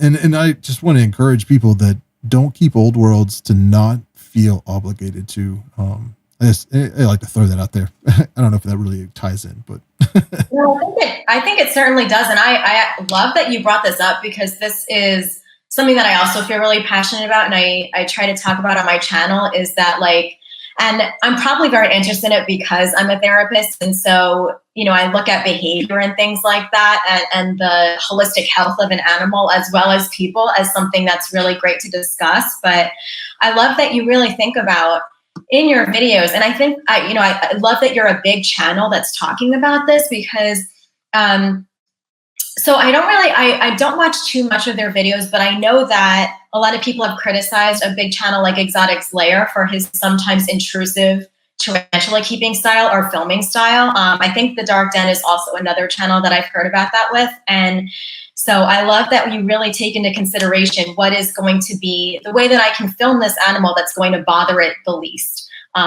What's going to be healthy for me and the tarantula.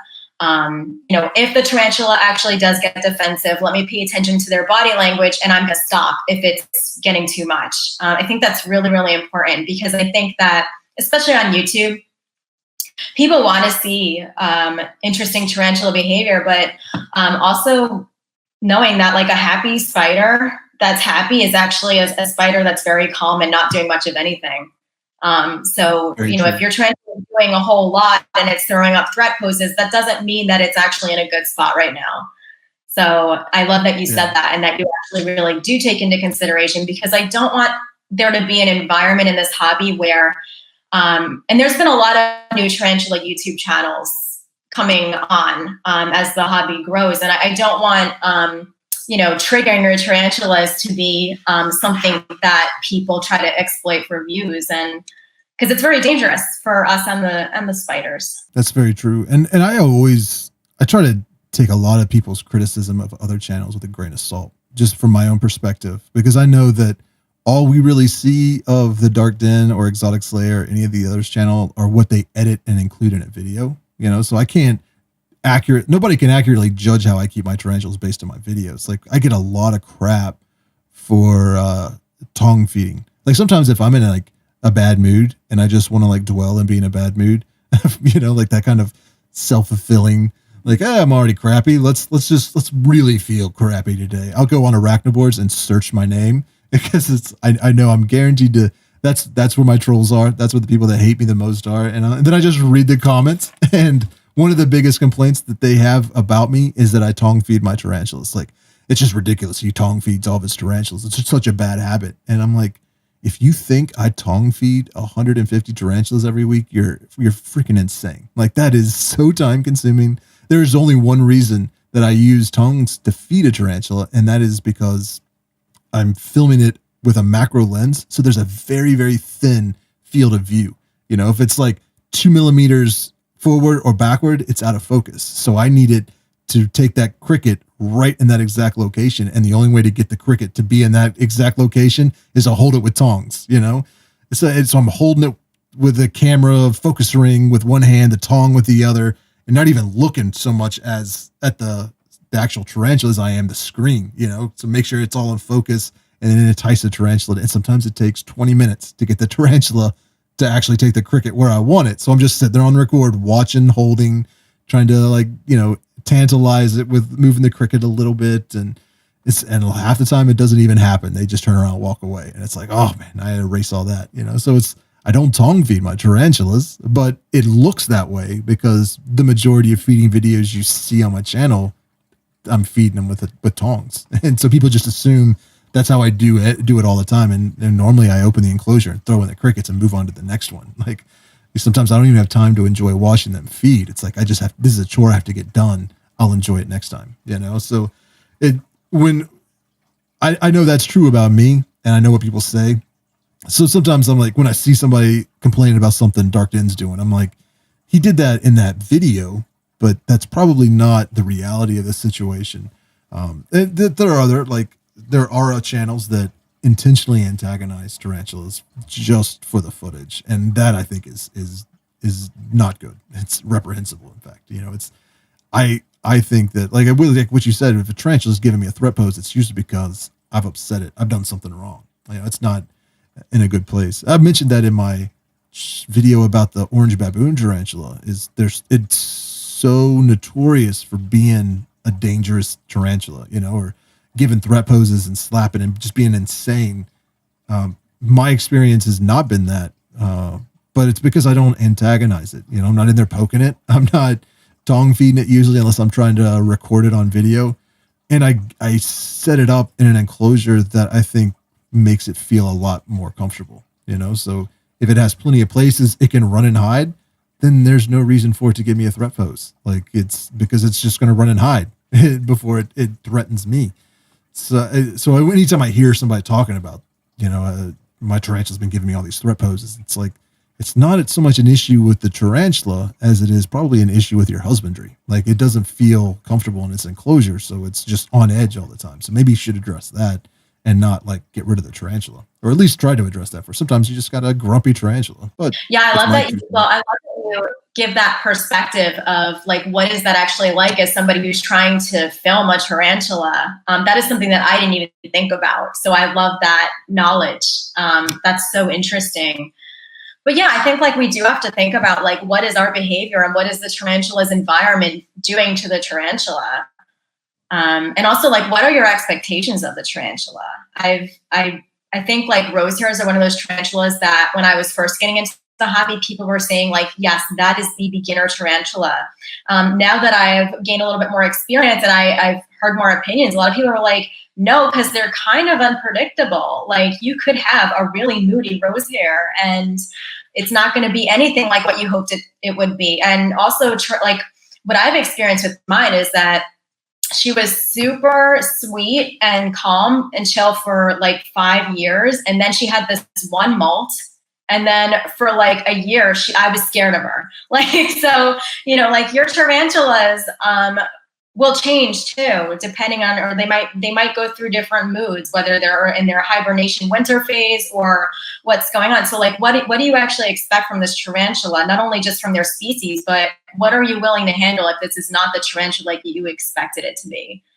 That's true. Like, we have to think about what, because it's not like an animal where you go to the pet store and you get to, like, interact with it a lot and hold it. And I mean, sometimes you do get to hold it, but it might not act like that all the time. It's not like a dog or cat. So, thinking about, like, is it right to get a pet and then, like, okay, it didn't live up to my expectations, so now I'm just going to quickly find it a home or throw it out, or, like, thinking about the ethics of that decision. Very true. Yeah, we got to do our research and think about all the different possibilities of what this animal might do. Yeah, when I got my first tarantula, it was a rose hair, but it wasn't because I knew it to be a good beginner species so much as that was the only tarantula they had available. They had a shelf of like 15 rose hair tarantulas in deli cups. Like, that was it. And in my mind, like, that was what a tarantula, like, I'm going to get a tarantula. I don't even think I knew it was a rose hair at first. I was like, this is just a tarantula, like, I got a dog, I got a snake. I don't really know what the breed or species of it is. It's just a tarantula. And then I was like, well, this doesn't look like the tarantula that was in Indiana Jones or, Star Trek or something like that. So then I'm like, well, what's the difference between my tarantula and that tarantula? And then I'm like, oh, so they're two different species. It was this, I am probably the quintessential bad pet keeper, because a lot of times I buy the pet and then I do the research, at least, especially when I was younger. It was like, I'm going to get a tarantula and I know the very basic. I know what kind of enclosure it needs and what it eats, and that's about it. I didn't think about species and temperament and all those other things that, but you learn, you live, you learn, I guess. Better, you do better. So, now I do the research before I buy it, but, at first, it was always an afterthought. Like, that's what I want. And then I get it and it's like, okay, now I got to figure out how to take care of it. So when I find somebody that stumbles into the Facebook group or something, or leaves a comment on my Facebook or my YouTube channel or something, and that's where they are, I'm the last person to like criticize them or judge them, because it's like, hey, I've been there. That was me too. I understand where you're coming from. Let's address this. And and it's nice to have, like books like yours that I can be like, check out this book. You can download it on Kindle and read it. And it's very relatable. It's got a lot of good information. It's a great place to start, or check out this playlist of videos. And, I wish that kind of information was readily available when I started keeping, And so when I find somebody in the situation I found myself in, I really like to support, or at least direct them in those directions. I downloaded your book and I found it extremely insightful. Like I got it and was kind of like, what can she say about keeping tarantulas that hasn't been said, already 100 different ways. And it was nice that there was all kinds of different information in one spot. And the way that you kind of laid it out, I think is very palatable. It's logical, the way that it kind of goes through everything, but it's also extremely, I don't want to say simple. It's not the right word, but like relatable, Yeah, it's just like, you spell it out it's just not complicated, because I think that's one thing we do in the hobby a lot, especially as keepers, is overcomplicate stuff. Like for the most part, just leave them alone and feed them and you're good. Like you don't need to stress out about the temperatures and the humidities of their endemic location. Like just be cool. We like to overcomplicate stuff in life. And I like that your book wasn't overcomplicated, and the pictures, just the layout of it. It's very classy. Thank you so much. That means a lot to me that you said that, because it's created for beginners, but I'm so happy to hear that even somebody as experienced as yourself, like found it useful and just easy to follow. Because I think that was my goal, is that in any education that I provide, I want to provide multiple people's experiences, not just my own, and put all the evidence out there on what we do know, and be clear that there's still a lot that we don't know and that this information could change, but also like humanizing it. And there's a lot, I did a lot of research before I got into tarantulas. I wasn't like, my personality is not like, I'm going to jump in and figure it out on the way. Like I need to, because I tend to be anxious, I need to prepare. And despite all the research I did, there was still a crap ton I didn't know. So I think that sometimes we forget when a new tarantula owner is having a problem about something that we think, oh, you should know this, didn't you do your research? They might have done their research. There's a lot that multiple sources don't cover. So I kind of like, my goal was to just not only humanize this information and make it easy to understand and not so intimidating that people steer away from it because it's too much effort to learn. But I also wanted to kind of like put everything in one place, because you're going to have to know things like anatomy. You will have to know about body language. You will have to know, even if you're not handling, you will have to know how can you keep your tarantula safe during tank cleaning, and what techniques have helped me. So yeah, I feel like sometimes we take for granted how much information we've actually learned, and we forget what it's like to start and not know all those little details that actually make a huge difference. It's very true. Like I actually used your book not too long ago, because I've been keeping for many years, and I've never shipped a tarantula before. You know what I mean? Like I would buy them. I knew how they were shipped, and I would get them out of those kind of situations, but I never was the one to actually ship a tarantula. So how to get it inside and packaged and mailed out safely was not something I was confident about. And I could go online. I did some research, and there was a lot of different methods. And it wasn't explained very well. And I searched for YouTube videos and was not really confident there. But I was like, wait, I think Patricia's talked about that in her book. So I bring that up on my phone, and I was like, well, oh yeah, there we go.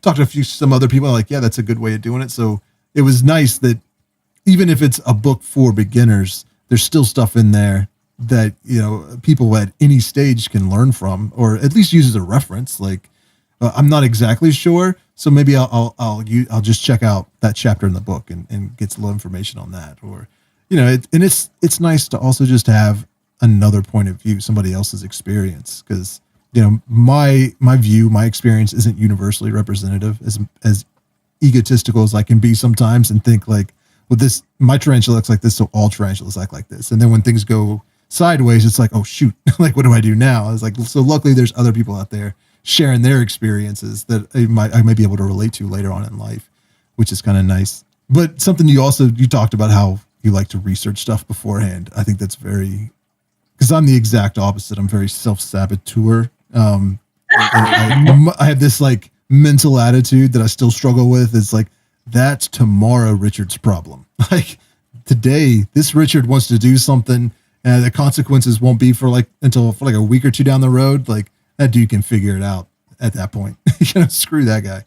So it's good that there, somebody like you is out there that I can like learn from.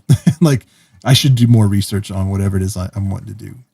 So I think that's good. In all of our personalities, there's positives and negatives. Like for me, I might be really good at prepping and trying to cross off all the boxes before I do something, but that also might cause me to procrastinate because I'm scared to take the final jump that you so naturally do. So, what you have is wonderful as well. I think that we all have pros and cons. It takes a lot of courage and trust within yourself to be able to like, I trust myself enough to figure it out along the way. And ultimately that's what we have to do anyway, because, I'm thinking about what you said about having to pack a tarantula, even with all the information. And we have to be mindful of this when we're being in these groups and we have beginners asking questions, because having a tarantula takes, I want to say, a good amount of guts, because it's an unpredictable creature. It's foreign. Multiple things could go wrong. It is somewhat dangerous depending on what tarantula you have. And there's not going to be a lot of help if things go wrong. You're probably not going to have family members who are willing to look around the house for your tarantula with you. And there aren't many tarantula veterinarians or exotic pet experts in your area who can probably help you. So you're kind of screwed. And so we might know a lot of things, but once we get bitten, once our tarantula escapes, once our tarantula starts having a bad molt, no matter how much we've read, that might all go out the window. So we have to be gentle with each other that somebody might have really done a lot of research to be prepared, but there's just nothing like being in that moment. And for you, having to figure out how to get this living creature who doesn't want to cooperate into a package it's different. It's different than what you read or what you watch on YouTube. It's just different experience. So your heart is pumping, you're sweating. There's so many things that could go wrong. So we have to be gentle. Yeah. And I was usually more worried I was going to hurt the tarantula than the tarantula was going to hurt me. And also there's that ego thing. Like I didn't want to be the guy that shipped this tarantula. So people that guy from YouTube did a really crappy job on this tarantula I just got, so it's I wanted to live up to that idea that I think people have in me sometimes. So I wanted to make sure I was doing it the best way possible. And I think that's where the whole community aspect of this hobby really comes into play. Is it's important to have many different people working together and supporting each other that have different experiences and different methods, because it makes all of us stronger. If it was just me, or just Tom Moran or just Dark Den or whoever, we would be at a loss, because there are things that I'm not good at. Like people send me pictures of their tarantulas all the time. Like, can you identify the species for me, or can you sex the molt? And it's that's not my strong suit. But there are people out there, that can just look at a tarantula, like even a fuzzy picture of a tarantula from far away and be like, that's the species, So I'm like, go talk to that guy about that.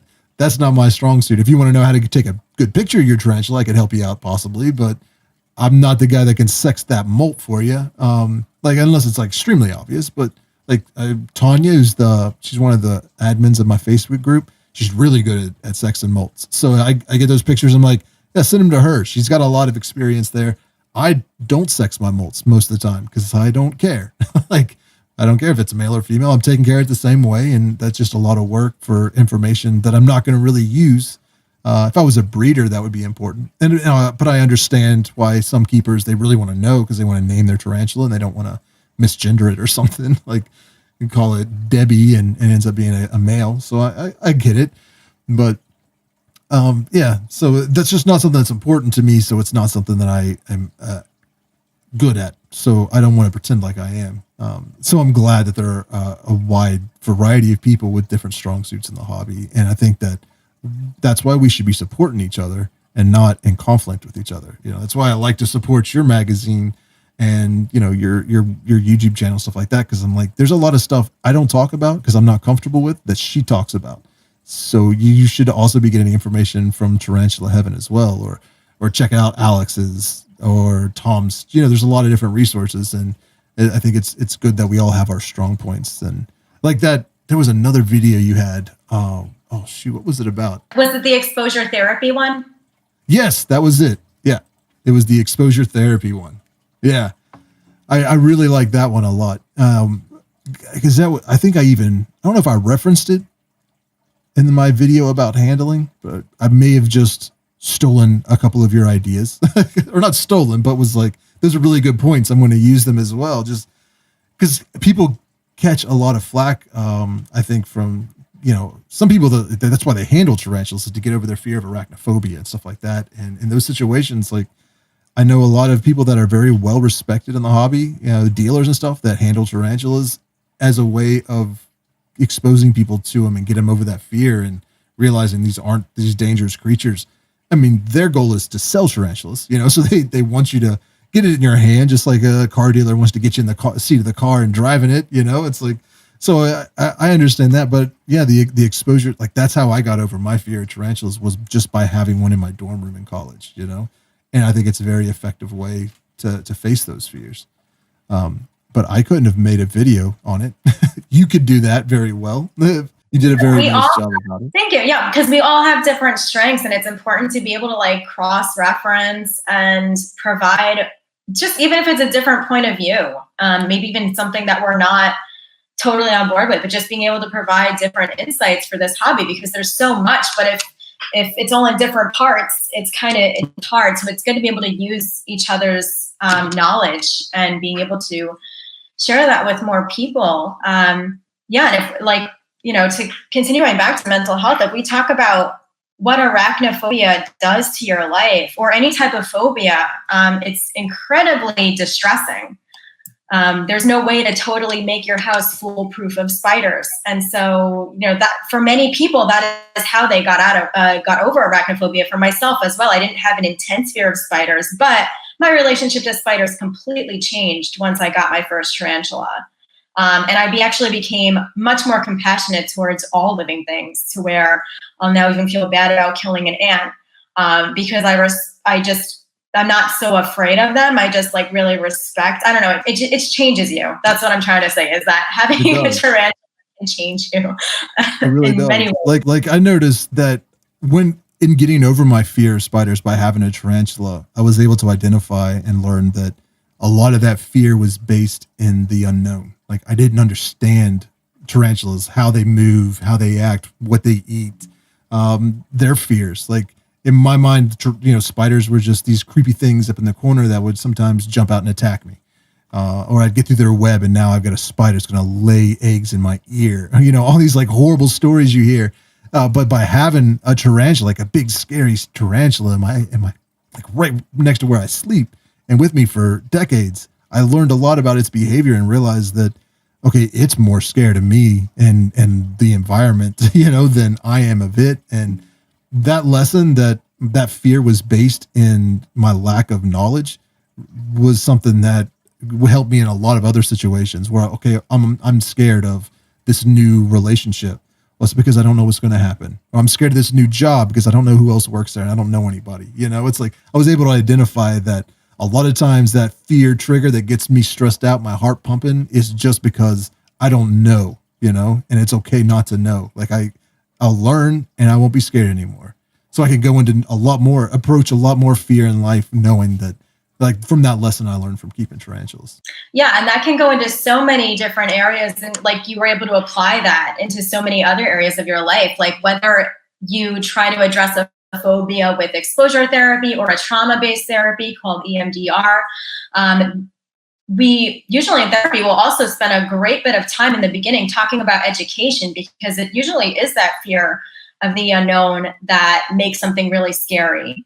Many tarantula owners have found that once they get really curious and find out how fascinating tarantulas are, that fear kind of goes away. They're like, yeah, I want to learn more, or I want to get closer to this creature that I'm terrified of. And I also think like it also helps us reflect when, like, if we've taken a phobia, learned a lot about it, and then we're able to reduce that fear, we can think about other things in our lives. Like, okay, so why did I have this fear in the first place? Oh, because when I was little, mom was terrified of spiders and told me that they were going to bite me and hurt me. Like, what are other things in my life that I just absorbed as a child because of the people around me or my environment? Like, do I need to be as fearful of other things too? So I think that, in addressing the things and trying to educate ourselves and give ourselves enough knowledge and resources, we can actually expand our lives in a lot of other ways too. That's very so I always think about tarantula keeping as another like metaphor for other things, because it's helped me so much in my life and helped open my mind to a lot of things. Yeah. I mean, I went from a guy that was terrified of a spider in my apartment and like spraying and stuff like that to keep the spiders out, to now I have created this environment in my basement that is optimal for the tarantulas, which means that it's also an optimal environment for any other spider that decides it would like to live down here. So when I'm like moving enclosures around, I realize I probably have twice as many spiders as I think I do, because there are tons of spiders living in the corners and stuff like that. And that's okay. They help out. Like all the little crickets that escape, they take care of them for me. So I've got my free range spiders and my tarantulas and enclosures. And it's actually kind of funny. I got it right off here to my right. I have a scorpion communal, and they have a pet spider that just kind of lives in there that they don't mess with. And he wandered in there and is like, this is a great place for me to live too. So he's got his own little web and just a little house spider hanging out in the communal. And that's the type of spider I was afraid of. And now it's like, they can just hang out and it's no problem. That's awesome. That's a nice story. I love that. Yeah. Animals are fascinating. I think we can learn a lot from them, and also by interacting with them. Do you keep any other exotic pets, or I mean, is it just your tarantulas and your cat? Yeah, tarantulas were really the only thing that I got into or wanted to get into. I think scorpions are pretty cool, but I don't have the urge to get any. I think for tarantulas, the fur is the thing that kind of gets me. I like fluffy, furry things, so I like tarantulas. And right now I don't have any plans to get anything else. Maybe scorpions would be a thing. I'm not sure yet. I kind of just wait until I kind of follow the urge. I don't really force myself to get into things. But right now my cat actually takes quite a bit of time and expenses because she's got a few health problems. She's 17, so right now I think I've got all I can handle as far as pets. So I'm just trying to focus on what I've got. Yeah, I can understand that. Yeah. My wife just got, she's really into adopting dogs that are old. So, and we just got a new cat. We were at the pet store. I needed to stop and get some substrate or something like cork bark or something like that. And they had a I can't remember the name of the organization, but it's not the Humane Society, but it's like an independent kind of pet rescue that just deals in cats. And they had like their little booth out front, and we're trying to get rid of some cats, and it was like a $9 adoption fee or something like that. They're having like a COVID-19 special because they're like, we got more cats that we can deal with, and it's hard for us to get them adopted.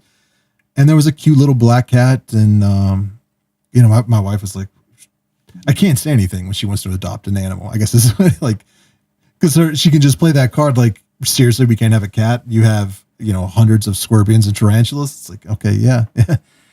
He's a nice little cat, but yeah, I like cats, but it's keeping scorpions is not something I ever thought I would do. So I understand where you're coming from. They're definitely not fuzzy and cute, but there's something about them that I was scared of, or not scared of, but I was hesitant to even consider it for a long time because I was like, yeah, they're just kind of creepy, and I don't know, they seem dangerous. And but I got one just out of kind of curiosity and opportunity. Like, it was available at a pet shop or at a pet expo, and I picked it up and found that a lot of the things that I like about tarantulas, I also like about scorpions. Like they're the same kind of characteristics and traits, but different. You know, they have different personalities and different environments. And I don't know. I definitely like tarantulas more than scorpions, but I definitely understand the fascination of them, and I'm really kind of digging them. I dig them a lot. So maybe one you should try it. I definitely find myself warming up to them more. I used to think they were totally gross, but now that I've been in a bunch of tarantula groups, I know that a lot of people will share their scorpion photos in there too. So like I've gotten to the point where I can actually think like, oh, this is a really cool, interesting creature. So maybe I will one day have a scorpion, because that's how I started off with tarantulas. So I don't know, but not this year. So the Spinerette Magazine is something that you put out every other month. It's a digital magazine. And what kind of topics do you cover in there? Like if somebody was first off, if they were wanting to check out the magazine, how do they find it? How do they download it? And what's in it? What do you talk about? Yeah, so it's all the issues are on my website, unless you're a Patreon subscriber. I do have a tier that is for the magazine subscriptions. But yeah, they're also sold on my website, tarantulaheaven.com. And there's like a tab for the magazines only. And what you'll always find in every issue is definitely like some basic facts about the tarantula care guide, care sheet stuff. But then like what I really like including is interviews with tarantula keepers who have kept that particular tarantula. Each issue tends to focus on one particular species. So I love to have interviews with different tarantula keepers and, not only ask them about, what is their experience with tarantulas, what do their collections look like, but what's something unique that has helped them? Do they have a do-it-yourself hack, or what's the most important tip that they've ever gotten or interesting observation they've made with this species? Because every tarantula owner kind of says something different. Even if we're talking about the same species, they've all had their own experiences and they all have different perspectives on tarantula care and what they think about this tarantula. So there'll usually be a few interviews. Before COVID, I had a section about like upcoming events. That's not a thing right now. I don't know when that's going to come back. Then there's usually like a community part of the issue where it'll be a bunch of like community collective photographs that have been submitted through people who I was either interviewing or people from my tarantula group. So yeah, and then anything else that I find interesting, I usually try to put like maybe like a feature about like enclosures where people are submitting photos for enclosures. I had an enclosure contest a few months ago that was kind of fun. So yeah, I try to make it fun, try to make it educational, and it's just like about like continuing to educate and provide multiple perspectives. Very cool. And you've had some pretty big names in the tarantula hobby that you've interviewed in your magazine. Yeah. Is that safe to say? Well, yeah. One of them was yourself. And let's see, the first issue, I got Tom Moran to write something for me, and The Dark Den as well. So that was like a huge, I was so happy and so thankful. Yeah. And people can go back and get those magazines as well, right? Yeah. The whole catalog is available for download. That's awesome. And your YouTube channel, you upload on every Tuesday, correct? Yes. Yeah. So we're upload siblings. We both upload on Tuesdays. It's a good day to upload tarantula videos. It fits very well. I remember I started uploading my videos. I was calling it Tarantula Tuesday, and then I realized you were also saying Tarantula Tuesday. So I'm going back on our respective Facebook pages and YouTube channels and trying to figure out like, all right, who said it first?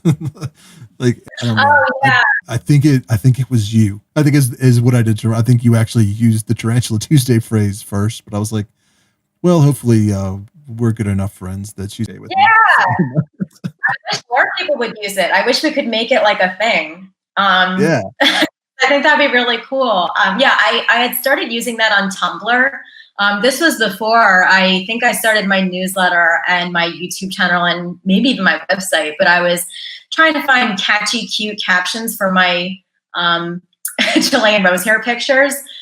So I would upload like Tarantula Tuesday or Spider Saturdays. And so I was trying to find the one that was catchy, and I guess it was Tarantula Tuesday.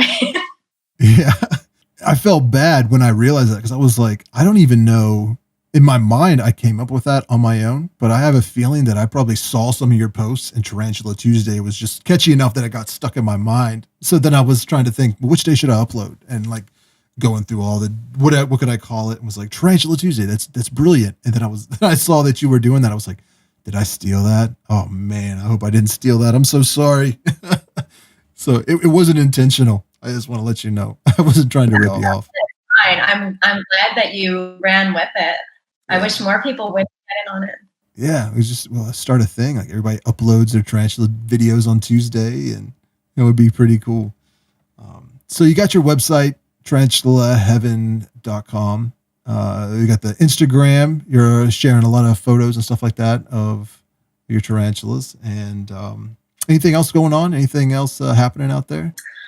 Let's see. Not right now. I don't have any plans for starting any new stuff at the moment. Every few months I'll get an idea, but right now, nothing. I'm trying to just keep things where they're at. Mm-hmm. Yeah, just trying to think about how I can improve things, whether it's like different topics or interesting content for videos or different things I want to do with the magazine. Let's see. Yeah, I think that's really it. I'm happy with where things are at right now. I'm happy with like continuing to connect with people.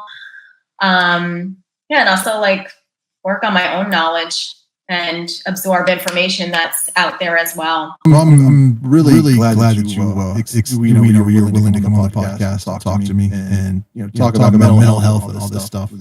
I was really looking forward to it. Like when I decided I was going to do a podcast, I was kind of like, before I even like hit record for the first time, I wanted to like make a list of topics that I could discuss and people that might be interested in interviewing, and you were right there at the top of the list. I was like, definitely. Oh, that's an honor. Not just because you wrote the book and you have the magazine, but also because you were a therapist. I thought you would have a unique kind of perspective on it, and I really respect your content and the things that you're doing. So I wanted to do what I could to help kind of get the word out about it. And I highly suggest that anybody listening definitely go check out the Spinerette Magazine and, watch some Tarantula Heaven videos.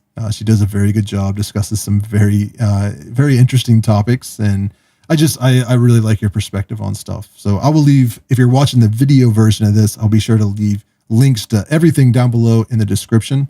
But if you're just listening to it, I guess the best way to find your content is just head to your website, right? That you got everything linked up there at tarantulaheaven.com. Yes. Yeah. Okay. Well, thank you so much for coming on the podcast today. I really appreciate it. Yeah. Thank you so much for having me. I was so excited to do this. And like, we've talked so much over the internet. So I'm so glad that we got to do this. This was amazing. So I just thank you so much for what you're doing for the hobby and sharing your knowledge, experience, and making beautiful tarantula content at the same time. And thank you for all of your support. It's been such a joy to stay connected throughout this whole journey. Yeah, it's interesting doing podcasts through StreamYard and Skype and stuff like that. It'd be much cooler if we could be in person and have these conversations, but maybe one day that'll be a possibility. And you're more than welcome to come back on the podcast anytime if you're willing. Yeah, absolutely. Yeah, this is really fun. Well, thank you to everybody for listening and checking out this podcast. Make sure you follow the Exotic Pet Collective on, pretty much anywhere that you can listen to podcasts. You'll find it. We're on Google Podcasts, Stitcher, Apple Podcasts. It's all out there.